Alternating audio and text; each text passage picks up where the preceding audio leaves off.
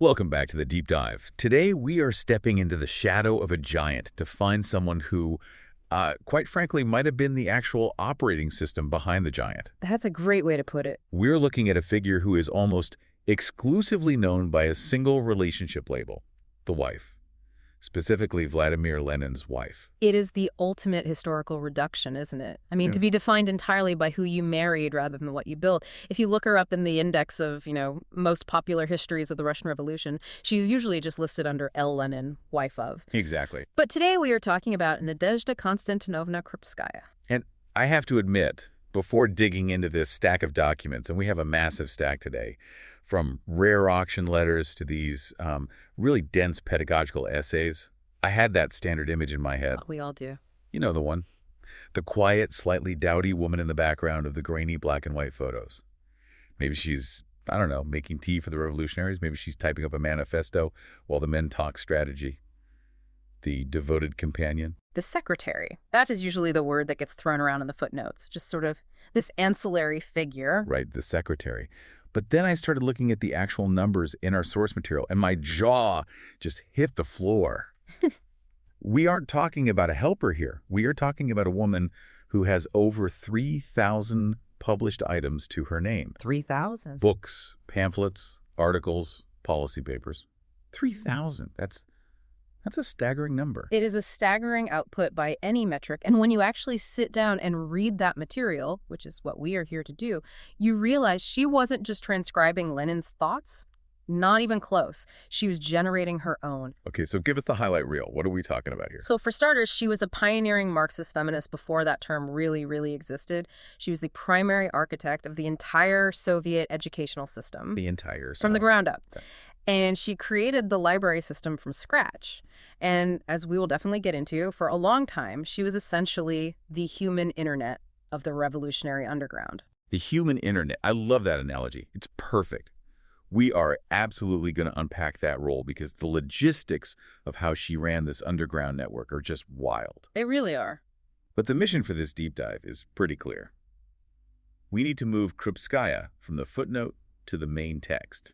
We need to look at her intellectual legacy, her very complex personal life, which includes a fascinating triangle situation that sort of defies all the usual gossip and, of course, the genuine mystery surrounding her death. And we have a really diverse set of sources to do it. We have her own memoirs, Reminiscences of Lenin, which give us that internal view, though, we have to read them carefully. Of course, it's her own telling. Exactly. We have her educational essays, Pedagogicheski Sochenia, which are surprisingly technical in detail. We have historical analyses of her feminism, and we have some really specific, rare documents, like a letter she wrote in 1914 defending Lenin against spy charges, that give us a glimpse of her in crisis mode. Okay, so let's start at the beginning. Who was she before she was Lenin's wife? Because, like I said, the standard narrative kind of paints her as this sort of drab peasant figure, but she didn't come from the proletariat at all, did she? Not even remotely. She was born in 1869 in St. Petersburg to an impoverished noble family. Oh. It's that classic Russian intelligentsia background, aristocratic roots, high culture, French and German lessons, but absolutely no money. Her father, Konstantin Krupsky, was a military officer, a man of pretty strong principles. And in Tsarist Russia, that was a dangerous thing to have. A very dangerous thing. He was actually charged with un-Russian activities. Un-Russian activities. That sounds incredibly ominous. Right. What did that actually mean in the 1870s? Was he a revolutionary? It was a catch-all term for disloyalty. In his case, he was sympathetic to the Polish uprising and generally critical of the Tsarist autocracy. He wasn't, a bomb thrower, not an active revolutionary at that point, but he certainly wasn't a loyalist. Oh, he voiced the wrong opinions. He voiced the wrong opinions and was probably associated with the wrong people. He lost his standing, he was dragged through the courts, and the family just descended into this humiliating poverty. Her mother was forced to work as a governess. So Krupskaya grows up watching her mother, who is educated and noble-born, being treated like a servant by the wealthy merchant class. Exactly. You can just imagine the impact of that. She absorbs this deep class resentment from a very early age. She sees the hypocrisy of the system firsthand. She's brilliant. She wants to be a teacher. She enters the profession, but she can't find a primary post because of her father's political record. It's held against her. It's a black mark on the family name. So where does she end up? She ends up teaching at a Sunday evening school for workers in St. Petersburg in the 1890s. Now, we need to clarify this for you, the listener. When we say Sunday school, we aren't talking about Bible study and juice boxes. No, not at all. This is the 1890s industrial boom. You have peasants just flooding into the cities to work in these massive, dangerous factories. They work 14-hour days. They're almost universally illiterate. And these Sunday schools were the only shot they had at an education. The only shot. But for people like Krupskaya, these schools were the interface. The interface between the intellectuals and the workers, Yeah. the theory and the reality. Precisely. Legally, on paper, they taught reading, writing, and arithmetic. Illegally, or let's say unofficially, they were hotbeds of radicalization. They were teaching class consciousness. So she's there, in front of these exhausted factory workers. Yes, and this is where she really connected with the working class. It wasn't theoretical for her anymore. She saw the grime, the health issues, the exhaustion. She wrote later in her memoirs that these 5 years breathed life into her Marxism. It became real. So she's living this double life, teacher by day, agitator by night. And this is where she meets Vladimir Ulyanov, the man who becomes Lenin. Yes, in 1894 at a Marxist discussion circle that was disguised as a pancake party. A pancake party, I love that. It's a great little detail, and the sources are funny about this. She wasn't immediately swept off her feet by his charm or anything. He was intense, he could be abrasive, he had this kind of mocking laugh. Not exactly a romantic hero. No, but they bonded over the work. They were both absolutely committed to this idea of overthrowing the autocracy. It was a meeting of minds first, not a romance in the Victorian sense. They were partners in a cause. But then comes the crackdown, because being a Marxist in the 1890s wasn't a hobby. It was a serious crime. A very serious crime. And we get into this period of clandestine operations that just reads like a spy novel. I was particularly fascinated by the milk ink technique. It is a classic tradecraft method of that era, and Krupskaya was the absolute master of it. When Lenin was arrested in 1895 and then Krupskaya herself in 1896, the movement was essentially decapitated. They were separated. Separated in different prisons, but they needed to communicate not just with each other, but with the party network outside. They had to keep the organization running, so they used milk. Let's unpack the chemistry of this for a second. How exactly does one run a revolution using dairy products? It sounds absurd. It sounds absurd, but it's surprisingly effective.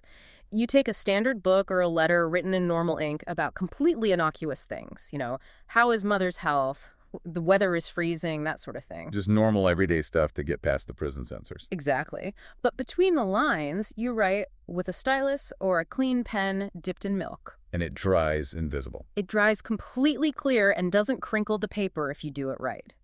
The recipient then holds the paper over a flame, a candle, or more often a hot cup of tea to be less conspicuous. Ah, so the steam and the heat. The heat causes the proteins and sugars in the milk to caramelize and darken. The secret message turns brown and appears between the lines. Krupskaya writes about how their room always smelled like burnt paper because they were constantly heating up these letters to read the instructions from the underground. That's incredible. But it wasn't just passing notes to each other. You called her the human internet earlier. Can you describe the scale of this operation? This is her nexus role, and it's absolutely crucial. She wasn't just a participant, she was the hub. After they were out of prison and in exile, she managed the ciphering and deciphering of letters for the entire party. She handled the logistics, the funds, the escape routes for fugitives. So if you were a revolutionary in exile in Geneva, or underground in Moscow, or hiding in Finland. Krupskaya was likely your point of contact. She held the keys to the network. She knew where everyone was, what they needed, who could be trusted. And she was using book ciphers for this, right? Not just the milk. Yes, the milk was for simpler messages. For the really sensitive stuff, it was book ciphers. She would coordinate which specific edition of a book everyone held. So, Pushkin's Eugene Onegin, the 1888 edition from this specific publisher. And if you didn't have that exact edition, you were out of luck. Completely. The messages would just be strings of numbers. Page 14, line 6, word 2. Without her keeping track of who had which book and where they were, the whole communication web just collapses. She was the server. If she went down, the network went down. Which brings us to the marriage, and the sources are pretty blunt about this. It wasn't exactly a fairy tale wedding at first, was it? No, it was a strategic maneuver, a marriage of convenience, really. Lenin had been sentenced to exile in Siberia in a remote village called Shushenskoye, Middle of nowhere. the absolute middle of nowhere. Krupskaya was sentenced to exile in a town called Ufa, which was thousands of miles away. The plan was to separate them, to break the connection. So she petitioned the authorities to let her join Lenin in Shushenskoye. And the Tsarist police said, sure, but there's a catch. The catch was they had to get married immediately upon her arrival. The police weren't going to allow an unmarried couple to cohabitate, even in exile. It was a matter of public morals, supposedly. So it was either get married or stay separated. Exactly. So she travels to Siberia in 1898, bringing her mother along, which is a whole other dynamic you can just imagine, living with your mother and your revolutionary boyfriend in a tiny Siberian hut. That sounds tense. I'm sure it was. And they get married. She famously said it was a political marriage initially, a way to stay together and continue their work. But a partnership did form, a real one. Oh, absolutely. A very deep intellectual and working partnership. But we should also mention something personal here that comes up in the biographical details because it's important. Krupskaya suffered from Graves' disease. That's a thyroid condition, right? Yes, it's an autoimmune disorder. It causes a swelling of the neck, a goiter, and a bulging of the eyes, which you can see in some later photographs of her. It affects your heart rate, your energy levels, your metabolism. It's a debilitating chronic illness. And she's dealing with this while running a revolution from exile. Constantly. But it also affects the reproductive system. The sources strongly suggest this is likely why they never had children. That's a detail that adds such a layer of personal struggle to the whole story. It does. And you have to wonder, in the absence of children, the party became the family, the revolution became the legacy. It likely intensified their focus on the work because there was that domestic distraction or, that different kind of future to plan for. So they are in exile, then they move to Europe, Yeah. Munich, London, Geneva. They're building the party from abroad, running their newspaper, Iskra. I want to fast forward to 1914 because we have this specific document from Sotheby's that really highlights her agency. This isn't just Lenin's wife tagging along. This is a fascinating artifact. It's an autograph letter signed N. Ulyanova, using Lenin's real surname from August 1914. It's a moment of absolute crisis. Set the scene for us. World War I has just broken out. It's chaos across Europe. Borders are closing. Nationalism is rampant. Lenin and Krupskaya are in Peronin, which was in Austria-Hungary at the time, now part of Poland. So as Russians, they are enemy aliens. They are enemy aliens in the Austro-Hungarian Empire, which is now at war with Russia. The government is rounding up Russians left and right. The local police, probably tipped off by a neighbor, raid their house. And they find what they think is evidence of espionage. Right. Now, you have to understand, Lenin was obsessed with agrarian statistics. Not the most thrilling hobby. Not at all. Crop yields, peasant land ownership, that kind of thing. So he has these notebooks filled with columns of numbers, scatter plots, and hand-drawn graphs. And the local police have no idea what they're looking at. They look at these columns of numbers and lines and think, codes, espionage, he's a czarist spy mapping our terrain for the Russian artillery. Which is deeply, deeply ironic, considering Lenin is the Tsar's greatest enemy. The irony was completely lost on the Austrian police. They arrest him. He faces a very real risk of a military tribunal and summary execution. Spies were being shot effectively on site in the hysteria of August 1914. So this is life or death. Absolutely. And Krupskaya doesn't panic. She doesn't fall apart. She sits down and writes this fierce, logical letter to Dr. Hermann Dement, a socialist deputy in the Austrian parliament whom she knew through the network. And she just dismantles the accusation. Systematically. She makes two main arguments. First, she says, my husband is a member of the Socialist International, a known public figure who has spent his entire life fighting the Tsar. The idea that he's a Tsarist spy is ludicrous. She uses his political identity as a shield. Precisely. And second, she explains that the graphs are for agrarian research, for a book he's writing. She essentially activates her political network to save his life. She doesn't plead, she leverages, she uses logic and political connections. And it worked. It did. Lenin was released after 11 days. But without her quick thinking and her ability to leverage those connections, the history of the 20th century might have looked very, very different. It just highlights that she was his primary defender and political fixer. She was the one putting out the fires while he was lighting them. So she was the revolutionary, the fixer, the partner. Okay, now, we have to talk about the personal dynamic that usually gets the most attention. The triangle. The Inessa-Armand connection, yes. Right, Inessa Armand. She's French-born, very charismatic, a hot Bolshevik, as some of the sources describe her. She enters their circle around 1910, and the standard gossip, the story everyone thinks they know, is that Krupskaya was the jealous, suffering wife, while Lenin had this torrid affair. It's the simple, juicy narrative. But the sources we have, including Krupskaya's own writings, tell a much more nuanced story. It is much more complex than a soap opera. The sources describe a genuine triangle, not just a V-shape where Lenin is at the top and connected to two women who hate each other. Krupskaya and Armand were actually very close. Krupskaya writes about her in her memoirs, right? She does, and she writes with real affection. She says, and this is a quote, "Things seemed cozier and more cheerful when Inessa was there." That is not the language of a bitter rival. Not at all. It's the language of a friend. They live near each other in Paris and then in Krakow. The three of them, Lenin, Krupskaya, and Armand, would go for these long walks in the woods together. They would talk for hours. They were a unit. A revolutionary unit. Revolutionary and a personal unit. There's even a detail that Krupskaya at one point offered to leave Lenin. To step aside. Yes, there are accounts suggesting she offered to step aside to allow Lenin to be with Armand if that's what he truly wanted. She respected the idea of free love, which was a common ideal in those circles, and she didn't want to stand in the way of his happiness. But Lenin apparently refused. He refused. He needed Krupskaya.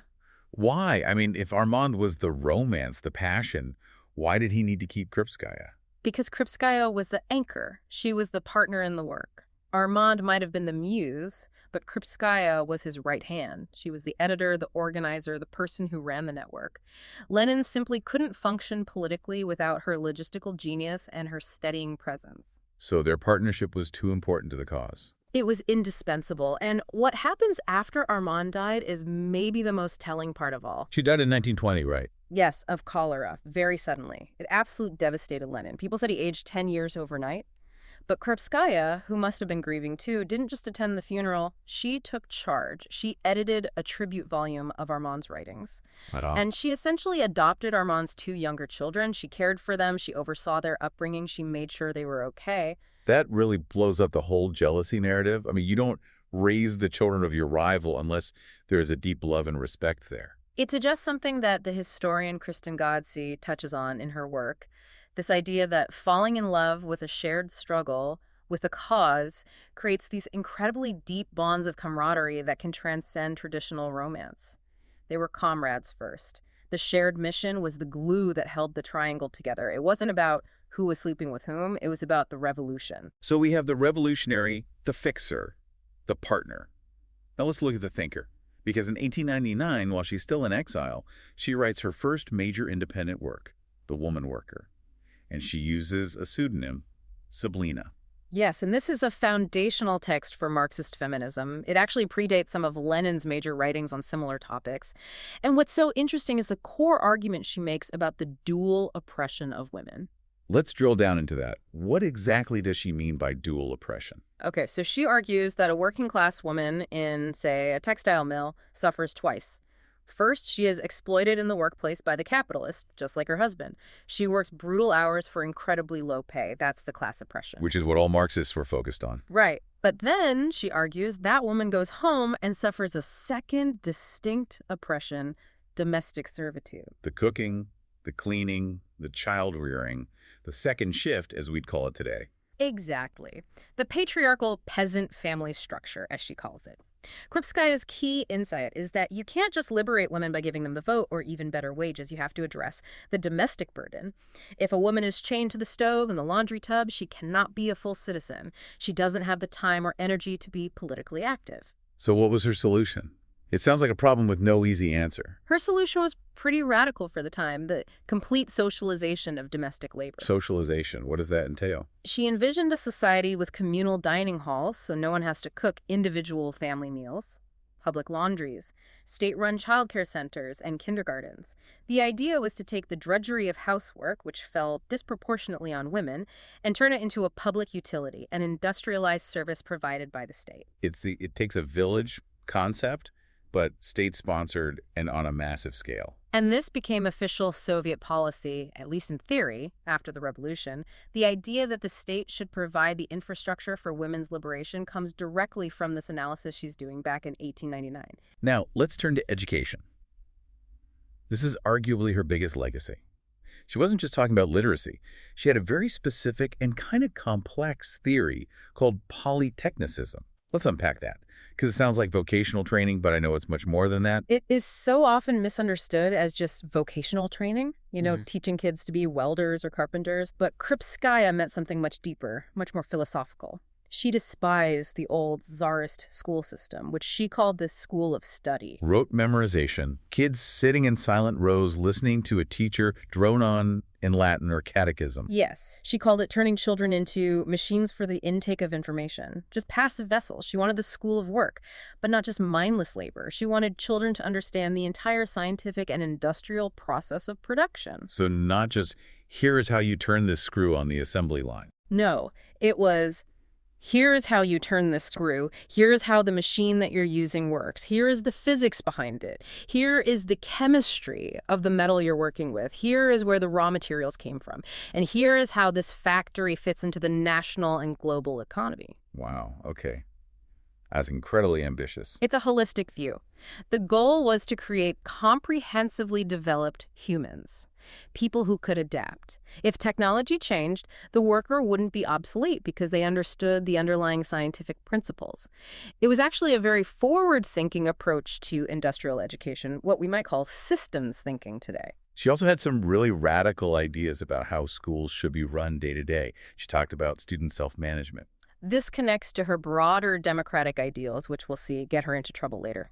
She believes schools should be run as collectives. Children should elect their own councils. They should have a real say in the rules and the curriculum. So the teacher isn't a dictator at the front of the room. Exactly. The teacher's role should change from a dictator to a guide or a facilitator. The teacher is there to help the students organize their own learning. That sounds almost like the Montessori method or some of the progressive schools we see today. It's very modern. It has many parallels with John Dewey's ideas in the U.S., whom she actually read and admired. She wanted to foster independence, collective responsibility, and organizational skills, not just obedience to authority. This is all part of her founding the youth movements too, right? The Komsomol and the pioneers. Yes, that was the practical application of these ideas. The focus was on communist morality and collective responsibility, learning by doing. But then we run into the educational Soviets experiment.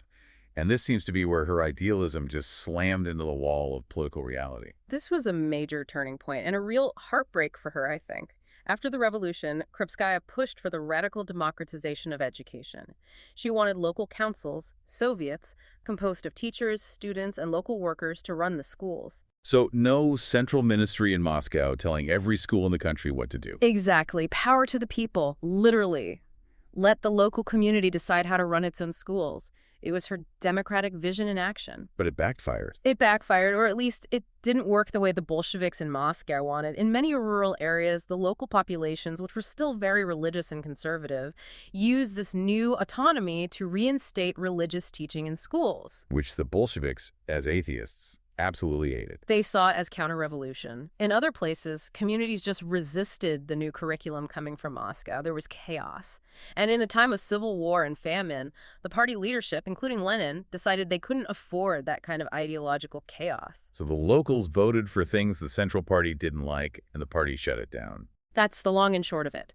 They forced centralization. The educational Soviets were scrapped, and a top-down standardized system was imposed from Moscow. It was a huge defeat for Krupskaya's decentralized vision, and it really set the stage for the rigid, authoritarian Soviet school system that followed. It's a classic what-if moment in history.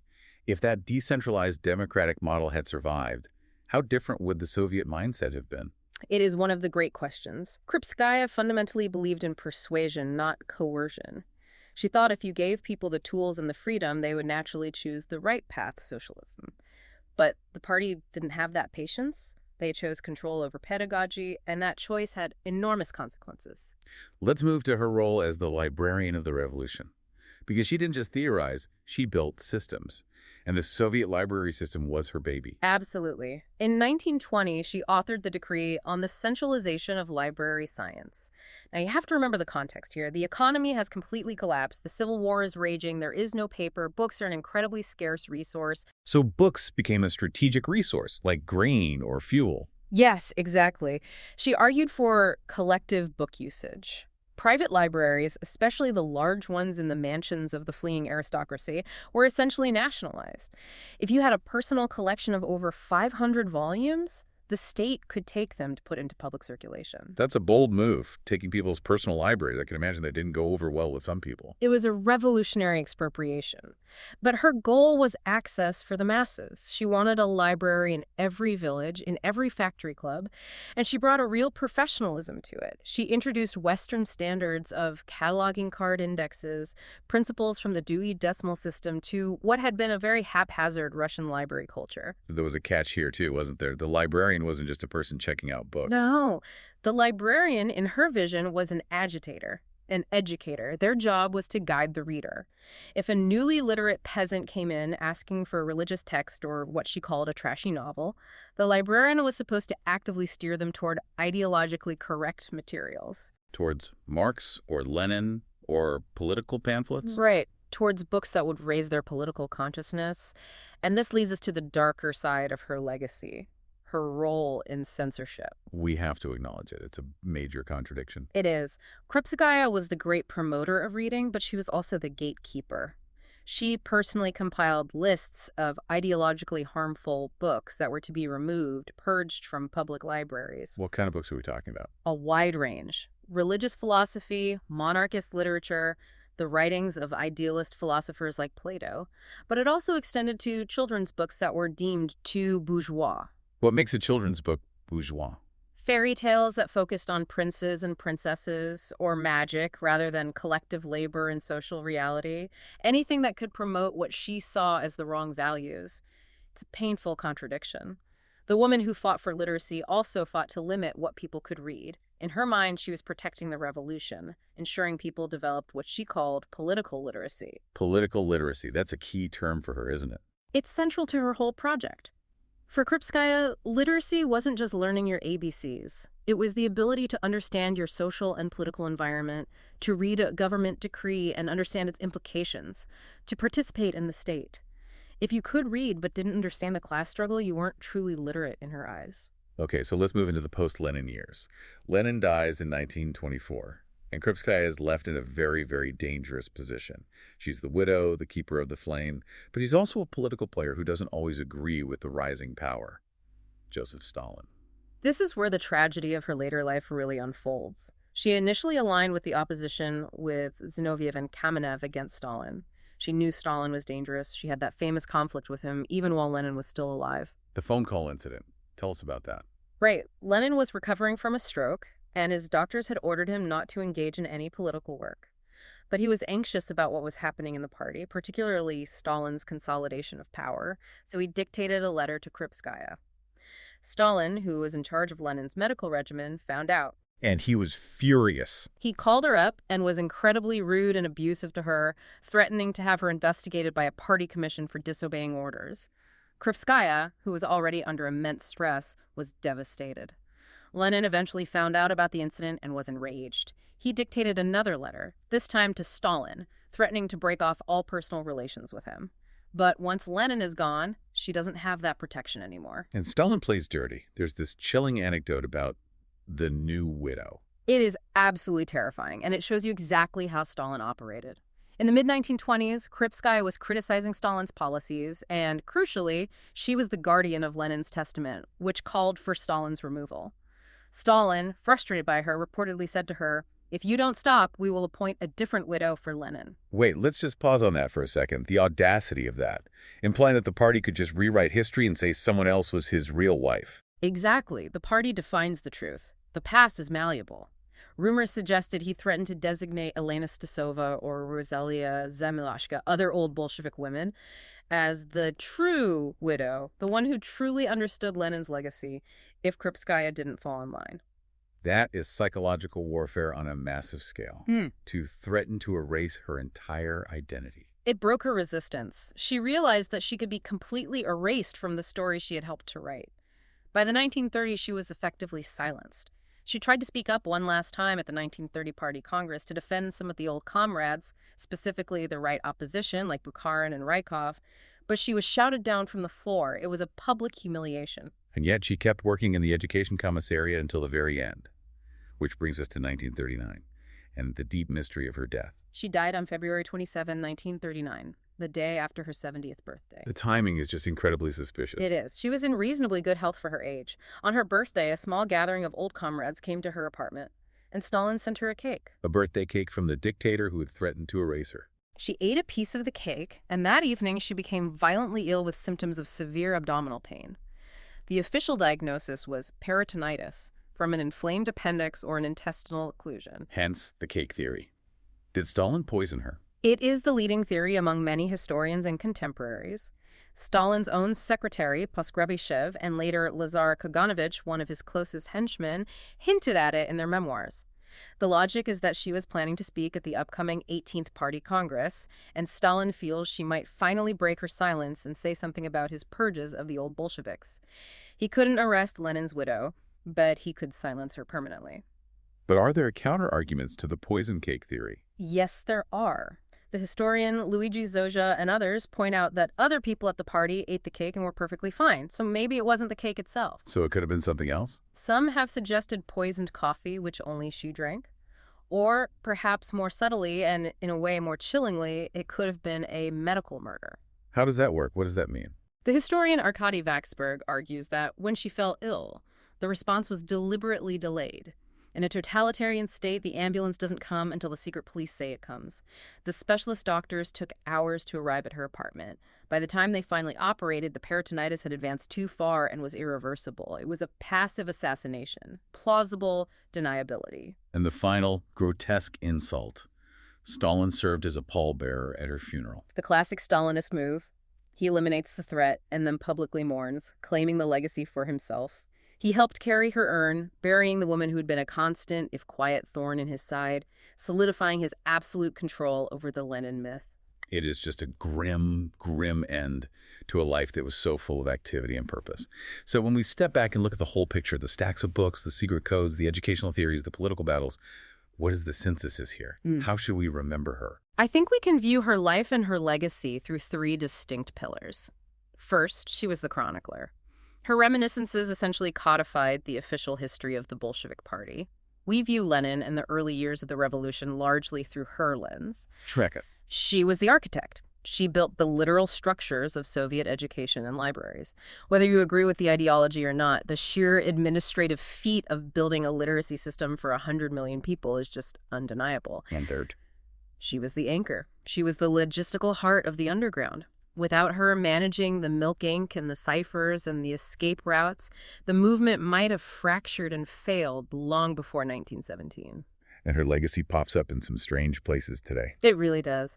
There's the UNESCO Nadezhda Krupskaya Literacy Prize, which ran for many years. There's the Krupskaya Chocolate Factory in St. Petersburg, still making chocolate today, which is deeply ironic, given she might have been killed by a cake. That's just what? And of course, her papers in the Russian state archives. 1.6 million files. 1.6 million? That's a lot of paper. It is a testament to her incredible work ethic. She worked right up until the day she died. So as we wrap up this deep dive, we're always left with a provocative thought.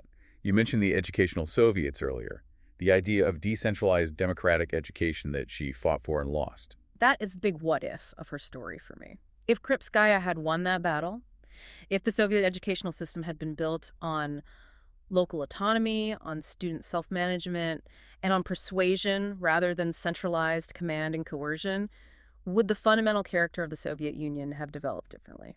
Was she the last remnant of that original intellectual revolution before the bureaucratic machine, before the Stalinist machine took over completely? It's a fascinating and ultimately unanswerable question. She represents a path not taken, a vision of socialism that, at least in theory, emphasized the human element, the individual's development, over the raw power of the state machine.